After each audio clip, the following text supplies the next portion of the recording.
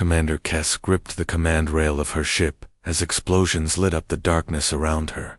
The crystal wings shook violently with each blast from the enemy fleet. Through the viewport, she could see the burning remains of what used to be peaceful research stations floating in space like broken toys. Her hands trembled as she watched the Dominion warships move closer. These massive black vessels looked like giant predators hunting their prey. Each one was 10 times larger than her small research ship. Their weapons glowed red-hot as they charged up for another devastating attack. "Commander, the outer colonies are completely destroyed," her communications officer reported, his voice cracking with fear. "No survivors detected." Kess closed her eyes for a moment. Her people, the Altarians, had always been peaceful. They spent their time studying stars and discovering new worlds. They believed that talking and understanding could solve any problem. They had no weapons, no armies, no idea how to fight back against something like this. The Dominion had given them no warning. They just appeared one day and started destroying everything in sight. Their leader had sent only one message: submit or die. Now the enemy fleet was heading straight for their home planet, where millions of innocent families lived. Children who had never seen violence, elderly who had spent their lives creating art and music, scientists who just wanted to learn about the universe. "All ships, retreat to the homeworld," Kess ordered, though she knew it was hopeless. Their fastest ships could barely outrun these war machines. As her small fleet limped toward home, Kess made one final decision. She activated the long-range communication system and began broadcasting a distress signal into deep space. She didn't know who might hear it or if anyone would even understand their language, but she had to try. "This is Commander Kess of the Altarian Research Fleet," she spoke into the transmitter. "Our people are under attack by an unknown hostile force. We are peaceful beings with no military capability. If anyone receives this message, please help us." The signal shot out into the vast emptiness of space, traveling faster than light toward distant star systems. Kess doubted anyone would receive it in time, but at least she had tried. Meanwhile, thousands of light years away, Captain Jake Morrison was having a boring day. The EU's Thunder and his small patrol group were checking shipping lanes for pirates. It was routine work that usually involved a lot of sitting around and waiting. Jake was drinking coffee on the bridge when his communications officer suddenly sat up straight. "Captain, I'm picking up something strange. It's a distress signal, but not from any human ship." "Put it through," Jake said, setting down his cup. The alien voice filled the bridge. Even though the words were foreign, the fear and desperation were clear. Jake had heard that same tone from human pilots whose ships were failing or colonies under attack. "Sir, the computer is working on translation," the officer reported. "But from what it can figure out, someone's getting attacked, and they're asking for help." Jake stared out at the stars. Regulations said they should report this to headquarters and wait for orders. That could take days or even weeks. By then, whoever was calling for help would probably be dead. "Navigation, plot a course for the signal origin," he ordered. "Maximum speed." "Sir, shouldn't we contact command first?" his first officer asked. Jake shook his head. "People are dying out there. We can file reports later." The Thunder's engines roared to life as the ship changed course. Behind them, the other patrol ships followed without question. None of them knew they were about to become part of something that would change the galaxy forever. Admiral Vex stood on the command deck of his massive flagship, the Dark Hammer, watching his fleet systematically destroy the pathetic Altarian defenses. His reptilian features twisted into what passed for a smile among his species. This conquest was going exactly as planned. "Admiral, we have new contacts on sensors," his tactical officer announced. "Unknown ships approaching from Sector 7. Vex turned to look at the holographic display. 5 small vessels were dropping out of hyperspace, positioning themselves between his fleet and the fleeing Altarian ships. These newcomers looked different from anything in his database. Their ships were blocky, utilitarian, made of simple steel and composite materials. "Scan them," he ordered, with a dismissive wave of his clawed hand. "They appear to be ... primitive, sir. Basic nuclear engines, simple armor plating. No energy shields detected. Their weapon systems are crude projectile-based technology." Vex let out a harsh laugh that echoed through the bridge. Projectiles. What is this? The Stone Age? He had conquered dozens of worlds, and every advanced species used energy weapons and force fields. These creatures were clearly some backwater civilization that had barely crawled out of their own solar system. His communications officer spoke up. "Sir, the unknown vessels are transmitting on multiple frequencies. It appears to be some form of warning." "Put it through," Vex said, curious to hear what these primitives had to say. A human voice filled the bridge, speaking in clear, measured tones, despite the universal translator's mechanical rendering. "Unknown hostile vessels. This is Captain Jake Morrison of the United Earthship Thunder. You will cease your attacks on these people immediately and withdraw from this system." The bridge fell silent for a moment before erupting in laughter. Vex's officers found the demand hilarious. These mammals were actually trying to threaten the mighty Dominion fleet.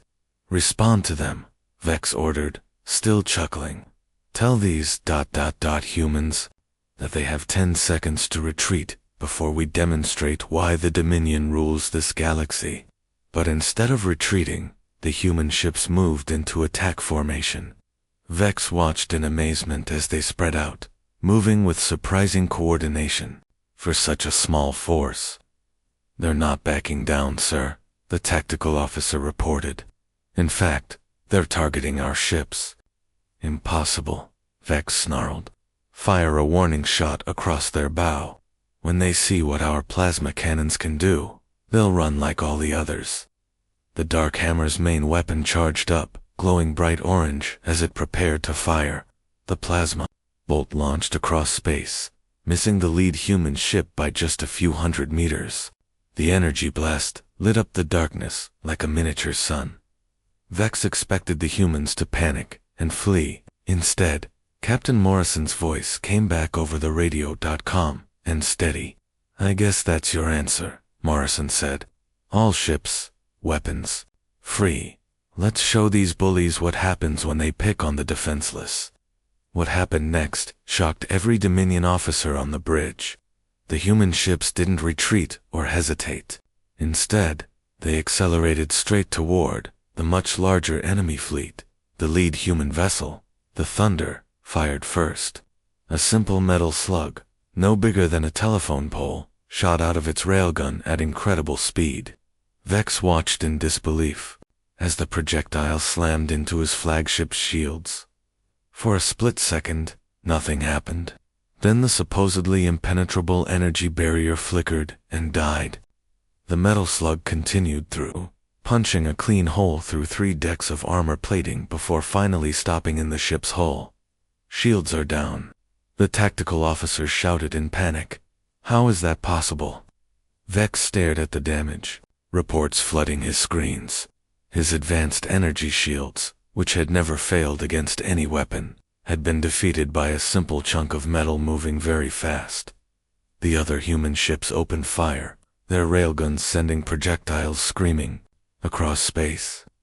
Each shot found its target with terrifying precision. Dominion warships, which had seemed invincible moments before, suddenly found themselves taking serious damage from these primitive weapons. "Return fire," Vex roared. "Destroy them all."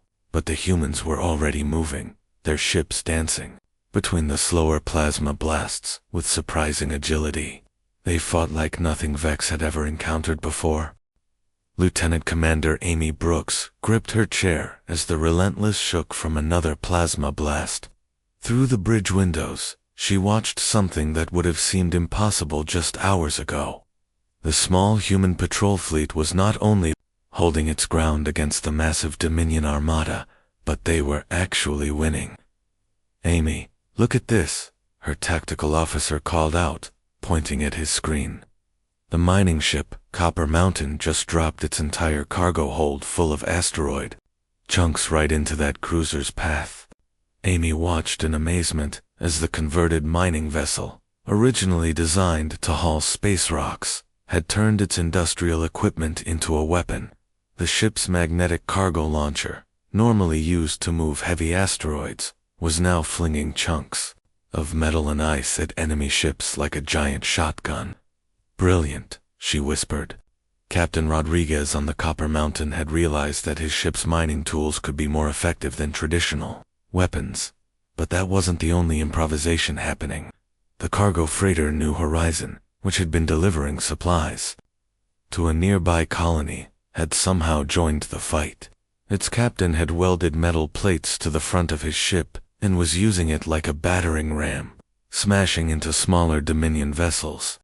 "This is insane," Amy's communications officer said, monitoring all the human ships. The passenger liner Starlight just rigged their emergency flares to work like missiles. Amy shook her head in wonder.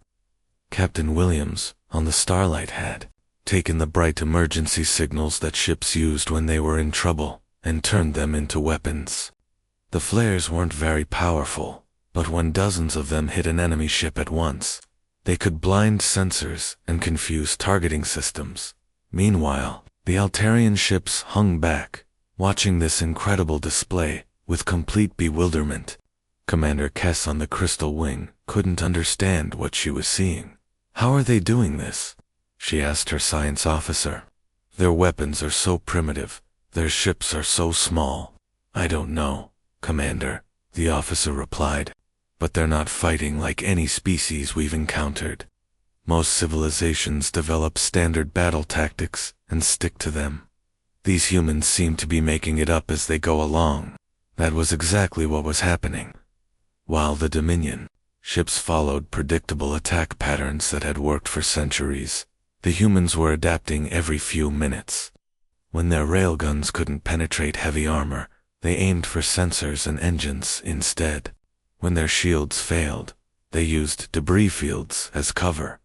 The most shocking moment came when Captain Lisa Turner, on the destroyer Vigilant, made an announcement that left everyone speechless. "All ships, this is Turner." Her voice crackled over the radio. "I'm seeing a group of Altarian civilian transports trying to escape, but they're boxed in by 3 Dominion cruisers. I'm going to clear them a path." Amy watched her sensors as the Vigilant suddenly broke formation and accelerated toward the enemy ships at maximum speed. "Lisa, what are you doing?" Captain Morrison's voice came over the channel. "What needs to be done?" Turner replied calmly. "All crew to escape pods. We're going to ram those cruisers." The bridge of the Relentless fell silent. Amy couldn't believe what she was hearing. Turner was going to sacrifice her entire ship just to save alien civilians she had never met.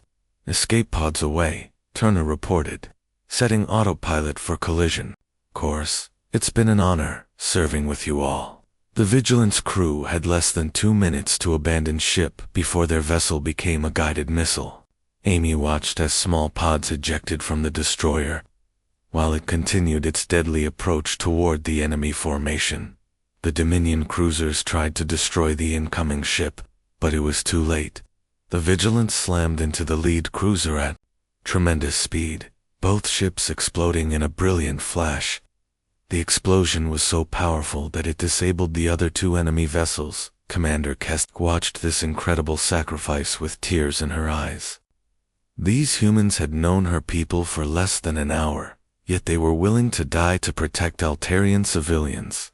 "They're not fighting for conquest," she whispered to her crew. "They're fighting because they believe it's right." That realization was spreading throughout both fleets. The Dominion forces had never encountered an enemy that fought purely to protect others, while the humans had never questioned that this was exactly what they should do. Admiral Vex was beginning to feel something he hadn't experienced in decades of conquest: fear. His massive fleet was being torn apart by a handful of primitive human ships, but that wasn't the worst part. The worst part was what his sensors were now detecting. "Sir, we have new contacts dropping out of hyperspace," his tactical officer reported, his voice shaking. "Dozens of them." Vex looked at the display and felt his blood run cold. More human ships were arriving, but these weren't military vessels. His computer identified cargo haulers, medical ships, mining barges, passenger liners, and even what looked like a floating SCRAPYARD. Captain Dan Walsh sat in the pilot seat of his old freighter, the Lucky Strike, grinning as he watched the battle unfold. His ship wasn't much to look at. Rust stains covered the hull, and the engines made concerning noises. But he had spent the last 6 hours turning it into something special. "This is Captain Walsh to all human vessels," he broadcast. "Hope you don't mind some company. I brought party favors." His party favors were mining charges, the kind used to blast asteroids apart. Walsh had strapped dozens of them to the outside of his ship, turning his peaceful cargo vessel into a flying bomb. When he got close enough to an enemy ship, he would detach the charges and let them drift into the target before detonating them. Remotely, Dr. Rebecca Hayes was right behind him in her medical vessel, the Healing Touch. Her ship had no weapons at all, but she had something more important: the determination to save lives. She immediately began broadcasting on all frequencies. "This is Dr. Hayes aboard the medical ship Healing Touch. I'm here to provide aid to anyone who needs it, human or alien, no questions asked." Commander Kess couldn't believe what she was hearing. This human doctor had flown into an active war zone just to help the wounded, even though she had no way to protect herself. But the most shocking arrival was the ancient cruiser Old Glory, a ship so outdated it belonged in a museum. At the helm was retired Admiral Tom Bradley, a grizzled veteran who had been living quietly on a farming colony until he heard about the battle. "Sorry I'm late, kids." Bradley's gravelly voice came over the radio. "Had to dig this old girl out of mothballs. She might not look like much, but she's got it where it counts." The Old Glory was indeed ancient.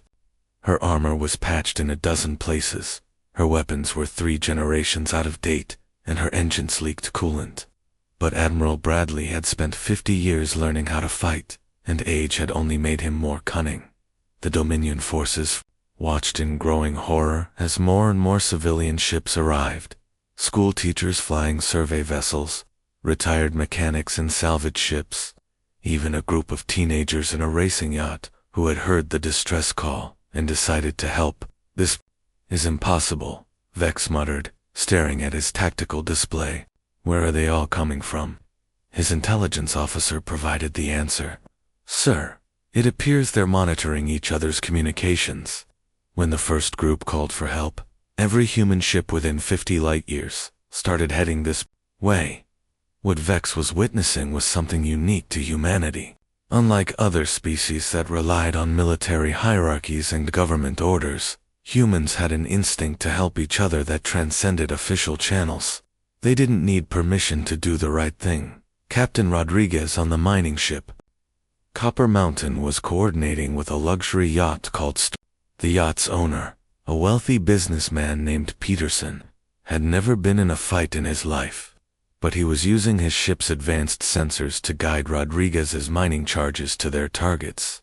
"Copper Mountain, you've got 2 Dominion fighters coming in from your 6 o'clock, Peterson called out.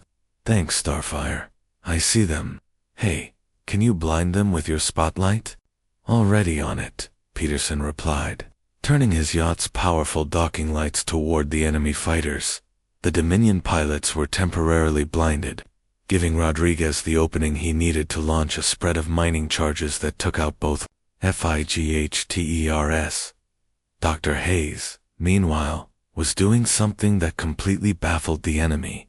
She flew her defenseless medical ship right between the 2 fleets, broadcasting continuously that she was there to help anyone who was hurt. Both sides. "This is Dr. Hayes. I have medical supplies and surgical facilities. Any wounded personnel can dock with my ship for treatment." Several damaged human ships immediately began heading toward her for repairs and medical aid. But what shocked everyone was, when a crippled Dominion escort ship, its life support failing, also approached the medical vessel. "Dominion vessel, you are cleared to dock," Dr. Hayes announced without hesitation. "I'll treat your wounded the same as anyone else." Admiral Vex watched in complete confusion as his own people were being saved by the enemy. This went against everything he understood about warfare. The human reinforcements weren't just random arrivals, they were a coordinated effort by ordinary people who had heard that someone needed help and decided to act. The space around the Altarian homeworld looked like a graveyard. Broken pieces of Dominion warships drifted silently through the void, their twisted metal hulls reflecting the light of distant stars. What remained of Admiral Vex's mighty fleet was retreating as fast as their damaged engines could carry them. Captain Jake Morrison sat in his command chair, watching the enemy ships disappear into hyperspace. His own fleet was in rough shape too. The Thunder had taken several direct hits, and half his ships needed major repairs. But they had won, and more importantly, they had saved millions of innocent lives. "Sir, we're receiving a transmission from the Altarian flagship," his communications officer reported. "Put them through," Morrison replied, curious to finally speak with the people they had risked everything to protect.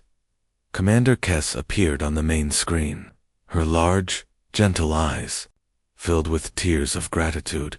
Behind her, Morrison could see other Altarians bowing deeply, a gesture of profound respect in their culture. "Captain Morrison," Kess began, her voice trembling with emotion, "there are no words in any language to express our gratitude. You saved our entire civilization from extinction." Morrison felt uncomfortable with all the praise. "We just did what anyone would do, Commander. We couldn't stand by and watch innocent people get hurt." But Kess shook her head. "No, Captain. We have studied many species across the galaxy, and I can assure you that what you did today was extraordinary. Most civilizations would have demanded to know what they would gain before helping strangers." Over the next few hours, Altarian ships approached the human fleet, their holds full of gifts. They brought advanced medical technology that could heal injuries in minutes, energy systems that were 100 times more efficient than human reactors, and star charts showing the locations of thousands of inhabited worlds. "Please, Captain Morrison," Kess said during their formal meeting aboard the Crystal Wing, "accept these gifts as a small token of our eternal gratitude. Our people will serve humanity for 1,000 generations to repay this debt." Morrison looked around at his officers, seeing the same uncomfortable expressions on their faces. They hadn't come here expecting payment or rewards. "Commander Kess," he said gently, "we appreciate the offer, but we can't accept this.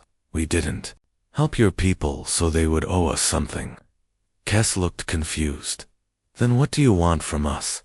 Surely there must be something we can provide in return." Morrison smiled, the kind of warm, genuine smile that made humans unique among the stars. "We don't want payment," he said simply. "We want friends." The concept was so foreign to Kess that she had to ask her translator to repeat it twice.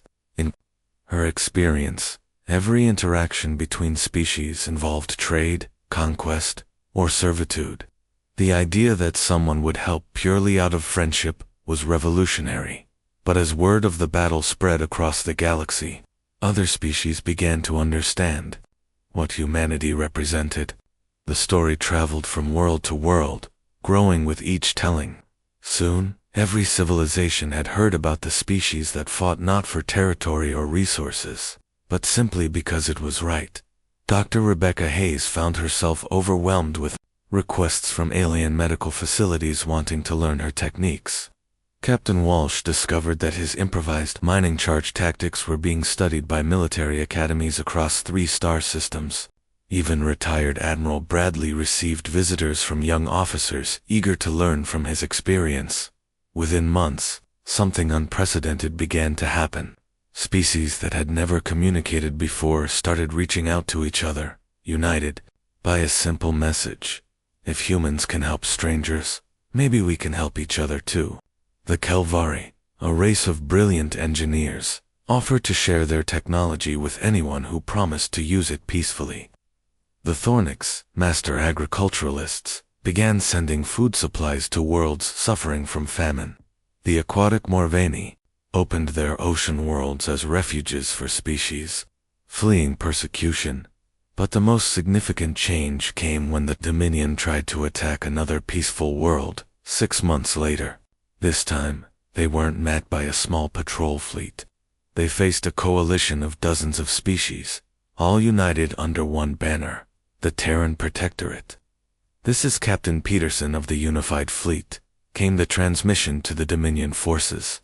Peterson, the businessman who had used his yacht's spotlight in the original battle, was now commanding a mixed fleet of ships from 20 different worlds. "You will withdraw immediately, or face the consequences." The Dominion fleet retreated, without firing a shot. Commander Cass, now serving as the Altarian representative to the Protectorate, smiled as she watched the enemy ships flee. Humanity had given the galaxy something it had never known before: hope. The humans had found their place among the stars. Not as conquerors seeking to build an empire, but as guardians protecting those who couldn't protect themselves. And in doing so, they had transformed the entire galaxy into something better.